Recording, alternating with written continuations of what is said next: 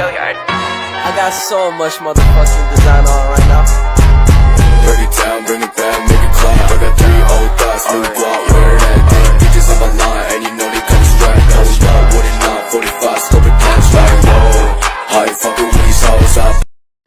Perkenalkan, nama saya Kristina Titin, saya dari kelas M2 NIM 2210417630. Di sini saya akan menjawab pertanyaan dari tugas UTS, yaitu yang pertama soal bagian A. Yang pertama, apakah Anda sudah memiliki buku manajemen pemasaran? Jika ya, kenapa Anda wajib memiliki buku manajemen pemasaran? Jawaban saya adalah saya sudah memiliki buku manajemen pemasaran. Mengapa penting? Yaitu untuk kita memiliki buku manajemen pemasaran karena di dalam buku tersebut kita dapat mempelajari atau mengetahui tentang pengertian, fungsi, dan konsep-konsep dalam pengertian manajemen pemasaran. Pertanyaan yang kedua, apa tujuan Anda untuk mengikuti mata kuliah manajemen pemasaran? Jawaban saya yaitu tujuan saya mengikuti mata kuliah tersebut untuk mengetahui konsep-konsep dan strategi dari manajemen pemasaran dan akan membantu saya untuk memahami mengapa pelanggan berpikir atau berperilaku dengan cara tertentu pada saat mereka membeli suatu produk. Pertanyaan ketiga, berapa kali Anda menghadiri kuliah manajemen pemasaran? Mengapa? Saya mengikuti jadwal mata kuliah manajemen pemasaran sekali dalam 1 minggu selama 7 kali pertemuan.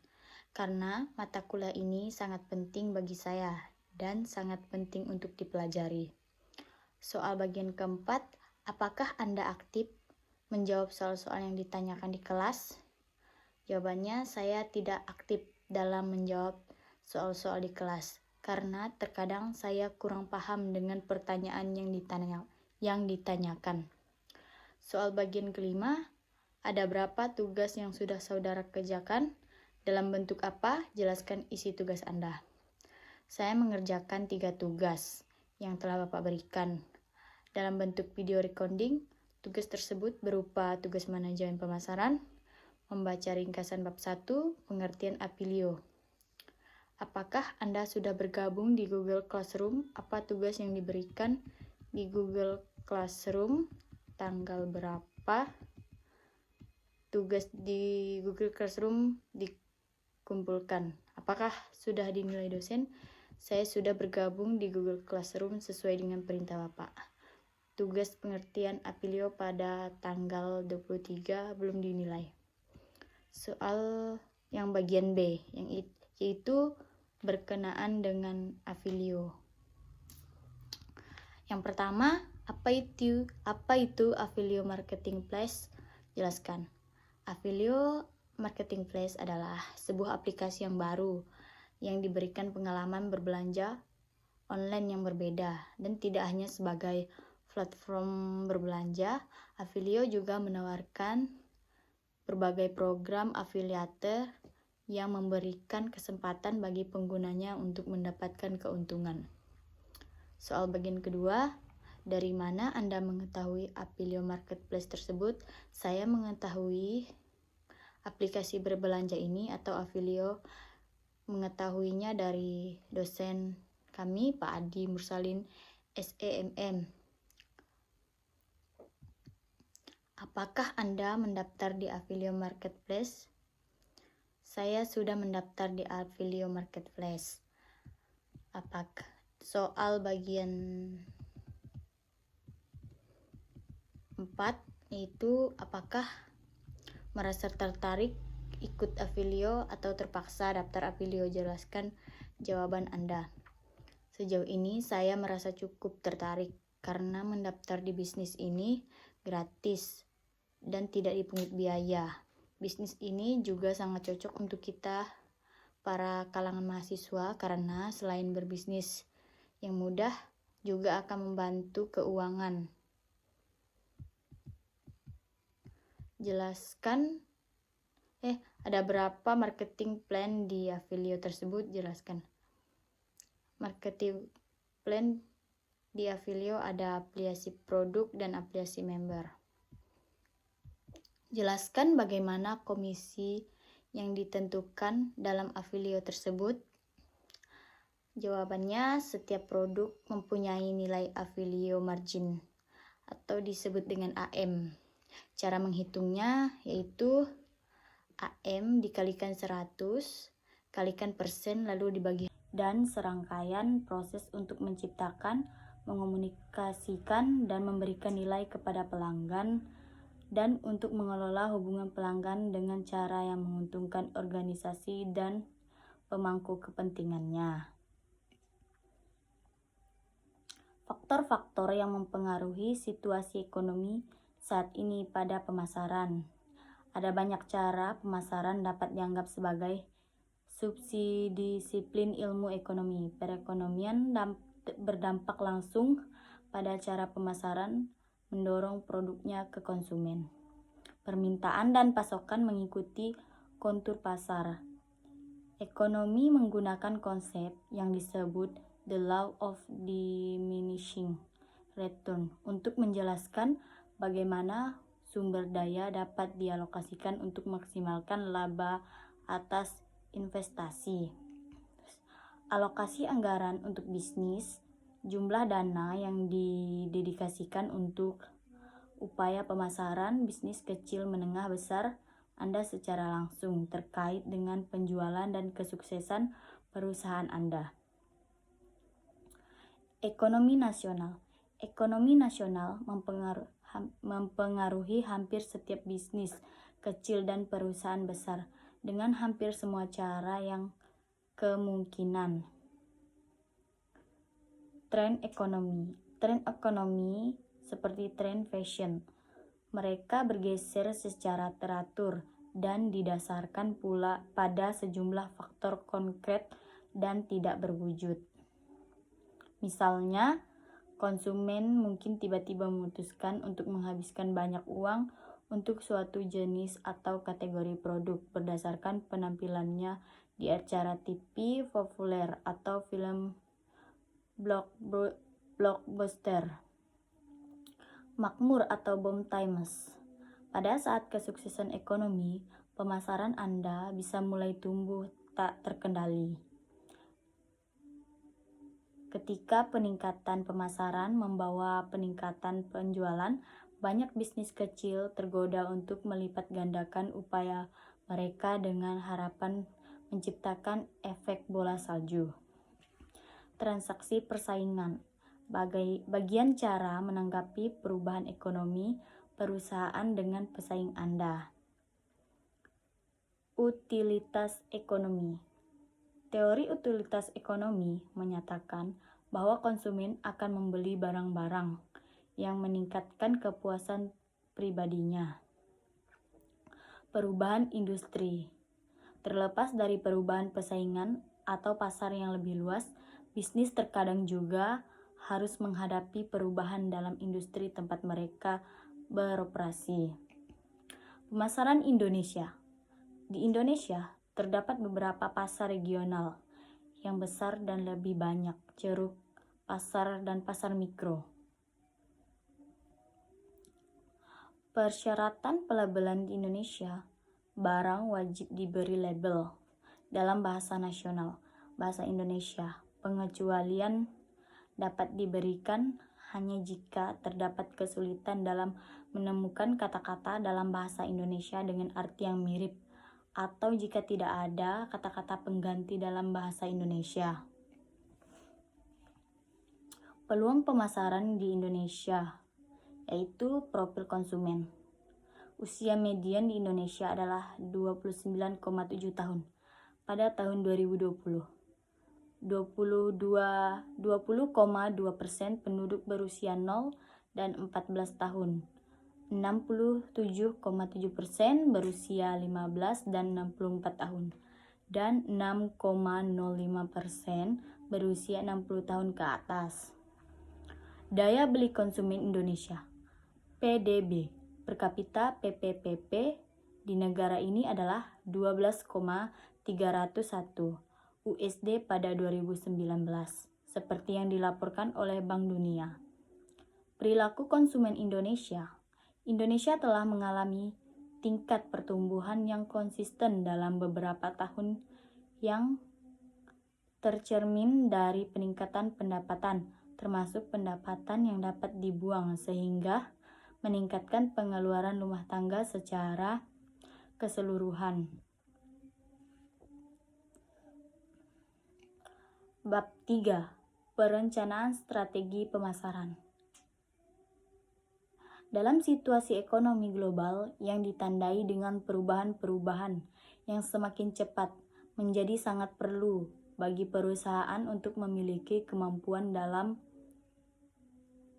membaca dan memahami perubahan-perubahan tersebut demi menjaga keberlangsungan hidup yang kompetitif.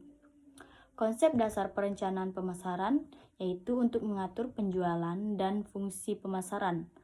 Anda perlu mencari cara sistematik, mengidentifikasi berbagai pilihan yang tersedia, memilih salah satu atau lebih pilihan tersebut, dan menjadwal serta menghitung biaya dalam melakukan kegiatan pemasaran untuk mencapai sasaran.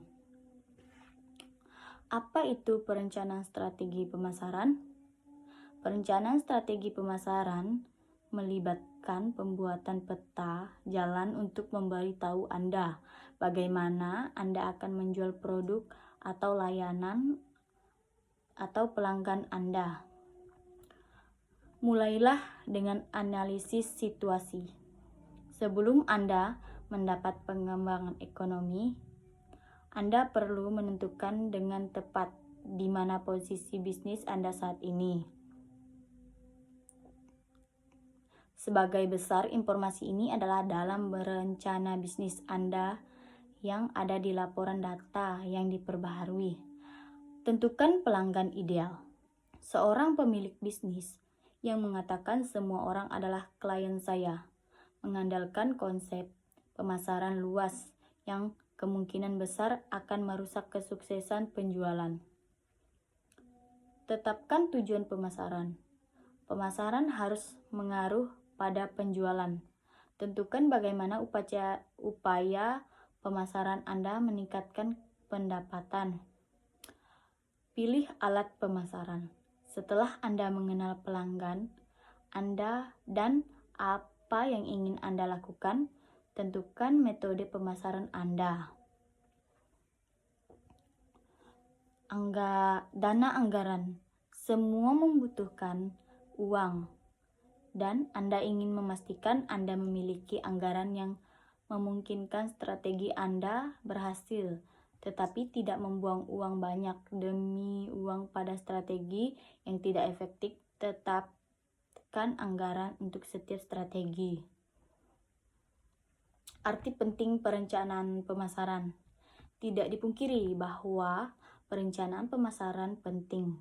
Kemampuan Anda untuk memperoleh keuntungan penjualan dipengaruhi oleh ratusan faktor internal dan eksternal yang saling berinteraksi dalam cara yang kompleks. Proses perencanaan pemasaran, yaitu proses perencanaan pemasaran berkaitan dengan pedoman mengenai peluncuran suatu produk dan menjadikan bestseller dalam kurun waktu.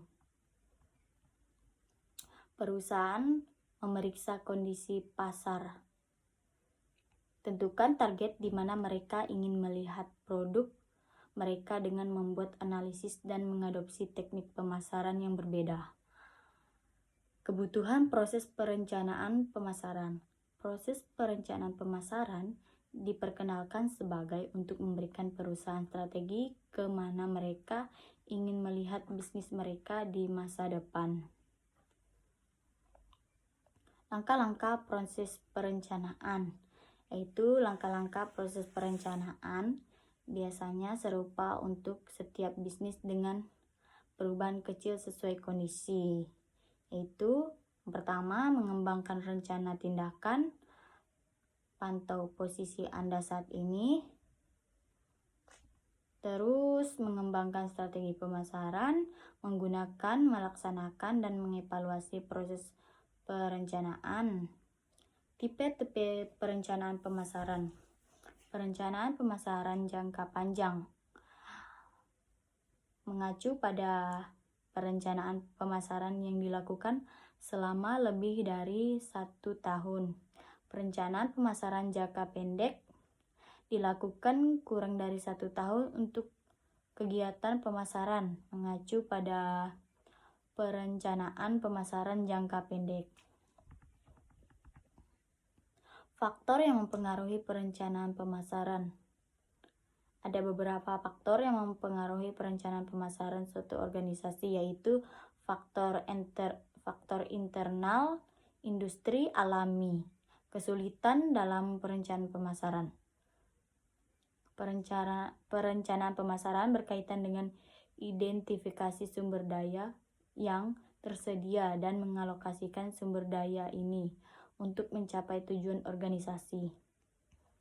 Beberapa kesulitan utama dalam perencanaan pemasaran adalah keragaman alternatif.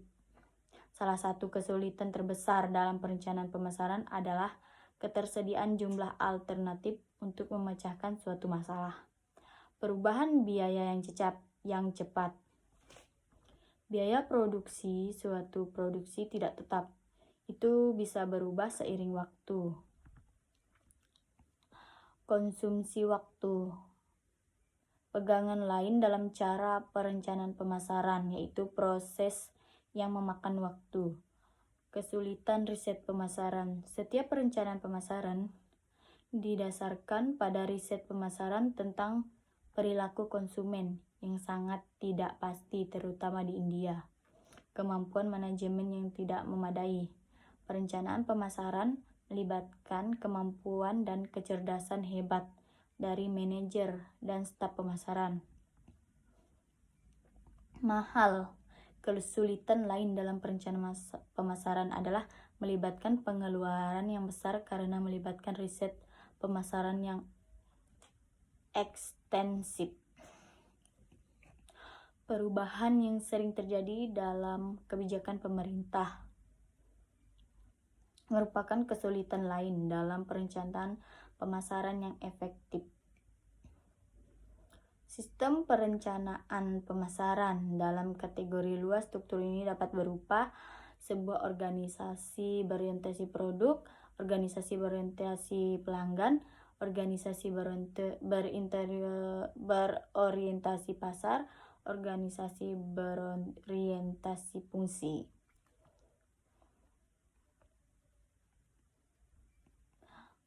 Bab 4. Sistem informasi pemasaran. Berbagai jenis yang ditingkatkan keputusan yang harus dibuat oleh manajer pemasaran, yaitu fungsi manajemen.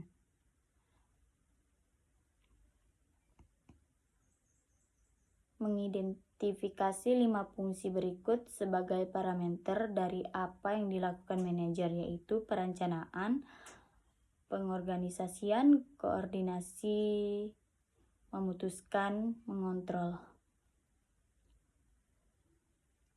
Dan model perilaku menggambarkan 5 karakteristik manajerial, yaitu volume yang tinggi, pekerjaan kecepatan tinggi, variasi, fragmentasi, singkatnya,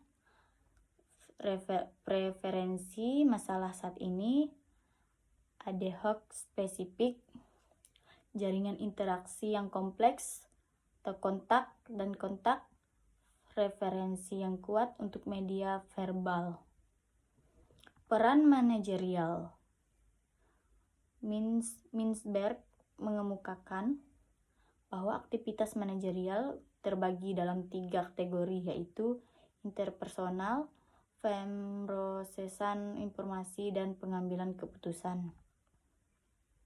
Pengambilan keputusan sering dilihat sebagai pusat dari apa yang dilakukan manajer, suatu yang menyita bagian besar waktu manajer. Dalam pengambilan keputusan dapat dibagi menjadi 3 jenis, yaitu strategi, pengendalian manajemen, dan pengendalian operasi.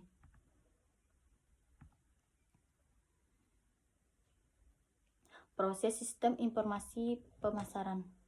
Untuk mengetahui bagaimana sistem informasi pemasaran beroperasi, Silakan melalui proses berurutannya yang diberikan di bawah ini.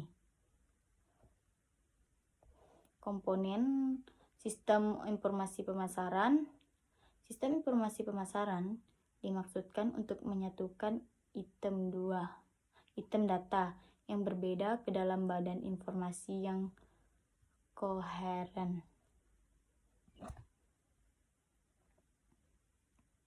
Ukuran dan jenis kemasan berdasarkan wilayah. Itu jenis produk, ukuran dan jenis kemasan berdasarkan jenis akun, jenis produk, ukuran dan jenis kemasan menurut industri, dan jenis produk, ukuran dan jenis kemasan oleh pelanggan, nilai rata-rata dan atau volume penjualan menurut wilayah, menurut jenis. Soal yang bagian kedua, apa yang dimaksud dengan manajemen pemasaran dan konsep pemasaran? Merupakan cara untuk memaksimalkan keuntungan adalah dengan cara memenuhi kebutuhan konsumen, meningkatkan penjualan, serta mengalahkan kompetitor, tujuan organisasional atau tujuan-tujuan perusahaan. Terdapat 5 konsep pemasaran, yaitu konsep produksi, konsep produk, konsep penjualan, konsep pemasaran, dan konsep pemasaran sosial. Soal yang bagian ketiga, bagaimana marketing